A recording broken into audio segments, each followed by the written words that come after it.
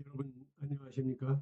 2026년 8월 11일 화요일 예람 글로벌 감리교회 요한 웨슬레와 함께하는 아침 묵상 어윤호 목사입니다. 오늘은 79번 설교 방탕에 대하여 첫 번째 시간입니다.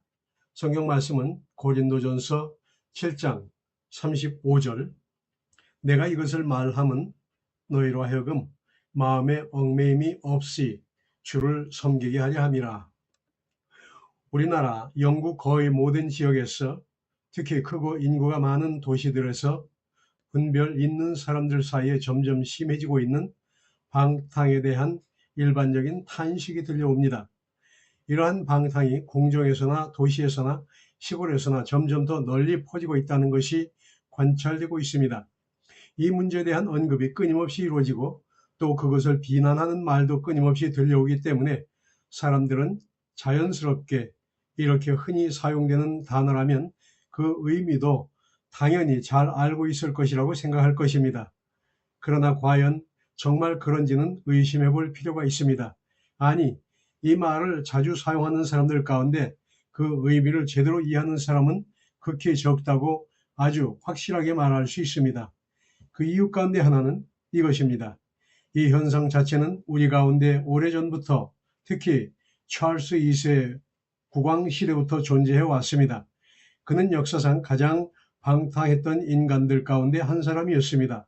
그러나 이 단어 자체가 사용되기 시작한 것은 그리 오래되지 않았습니다.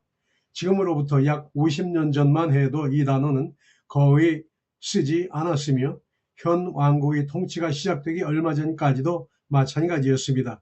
이처럼 최근에 들어온 단어입니다. 그런데도 이는 모든 사람의 입에 오르내릴 정도가 되었고 이미 너무 많이 사용되어 낡아버린 표현 곧 그 시대의 유행어 가운데 하나가 되었습니다. 이 말이 이토록 잘 이해되지 않는 또 하나의 이유는 우리 주변에 떼지어 몰려있는 수많은 저술가들 가운데 어느 누구도 이 문제에 관하여 6펜스짜리 소책자 하나라도 출판한 사람이 없다는 것이 제 소견입니다. 물론 이 주제에 관한 짧은 글 하나가 있기는 합니다. 그러나 그것을 본 사람은 극히 적습니다. 그 글은 세상에 거의 알려지지 않은 저자의 여러 논문을 모은 책 가운데 들어있기 때문입니다. 게다가 그 글조차 이 주제의 본질에까지 파고들지 못하고 단지 겉으로 살짝 훑어볼 뿐이며 내가 처음부터 끝까지 주의 깊게 찾아보았지만 방탕에 대한 정의를 단 한 줄도 제시하지 않고 있습니다. 우리는 방탕을 주로 거의 전적으로 외적인 행동, 곧 생활 방식과 관련된 것으로 말하는 데 익숙합니다. 그러나 방탕은 밖으로 나타나기 전에 내 안에서 시작됩니다.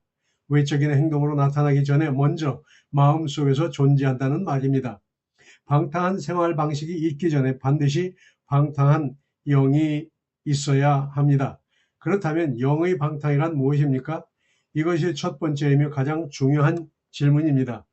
하나님께서는 모든 것을 자신을 위하여 창조하셨으며 특별히 모든 지적인 영들을 그렇게 창조하셨습니다. 실제로 지성은 어떤 형태나 정도로든 영적 존재와 분리될 수 없는 것처럼 보입니다.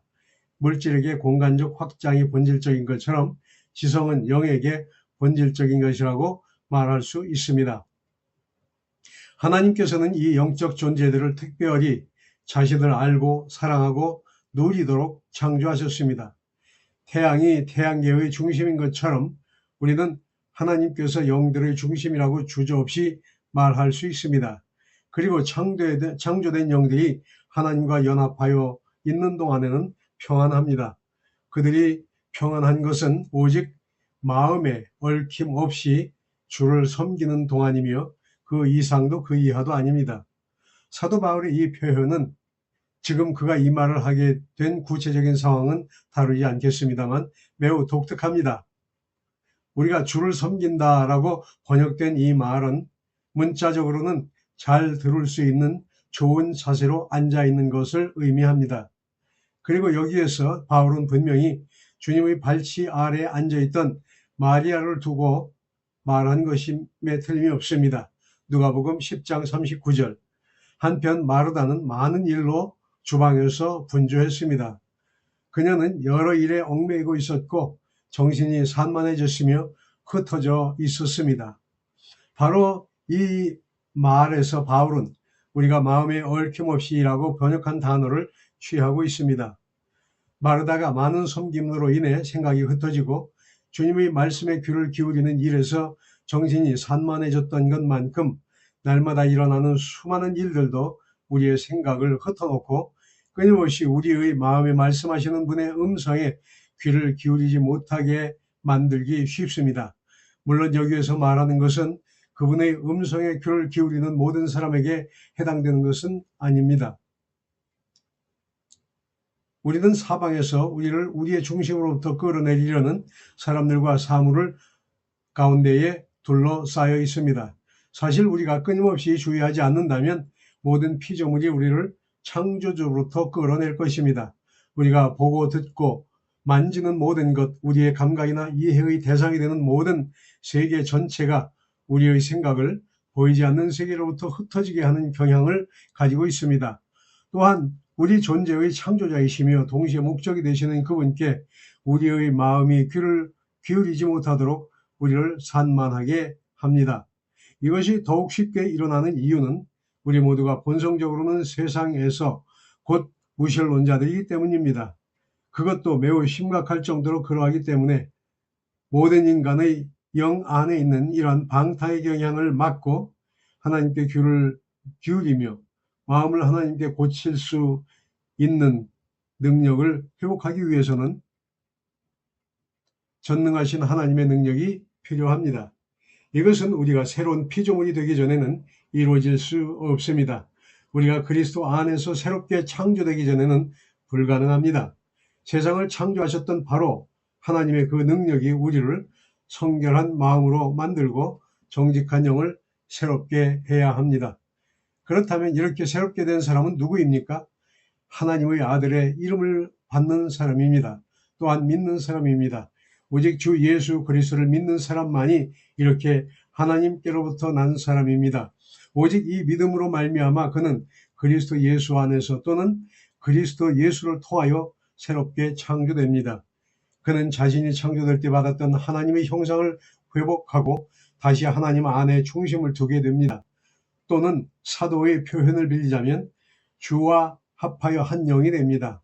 그러나 그때에도 믿는 사람 안에는 육체적인 마음의 흔적, 곧 창조된 선한 것에 머물고 보이는 것들에 만족하려는 본성적인 경향이 남아있을 수 있습니다.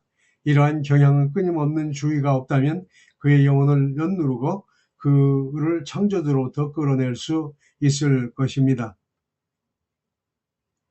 여기에서 세상, 곧 하나님을 알지 못하는 사람들은 결코 빠지지 않고 영향을 미칩니다. 어떤 때에는 의도적으로 그렇게도 하고 또 어떤 때는 아마 의도하지 않고 그렇게 할 것입니다. 그들의 영 자체가 전염성이 있어서 우리의 영을 자신들의 모습과 닮게 보이지 않게 변화시키기 때문입니다. 그리고 우리는 이 세상의 임금인 마귀가 자신의 모든 힘을 다해 그들을 도울 것이라는 사실도 확신할 수 있습니다. 그는 모든 힘을 다할 뿐만 아니라 더욱 위험하게도 모든 교활함을 다시금 사용할 것입니다. 어떻게 해서든지 우리 그리스도를 향한 순수함에서 멀어지게 하고 그분께 단순하게 붙어 있는 것에서 멀어지게 하며 그분과 연합해서 멀어지게 하려 할 것입니다. 그리스도를 통해 우리는 또한 한 영으로 아버지와 연합되어 있습니다. 기도합니다. 주님, 세상의 수많은 소리와 유혹에도 우리의 마음이 오직 하나님께만 온전히 머물게 하옵소서. 우리 안에 남아있는 모든 육적인 마음과 보이는 것에 만족하려는 모든 방탕한 생각과 성결의 방탕한 생각들을 성령의 능력으로 깨뜨리시고 정결한 마음과 정직한 영을 새롭게 하소서. 마귀의 모든 교활함과 세상의 영으로부터 우리를 지켜 그리스도를 향한 정직한 마음과 신실한 말씀을 가지게 하소서. 예수 그리스도의 이름으로 기도합니다. 아멘.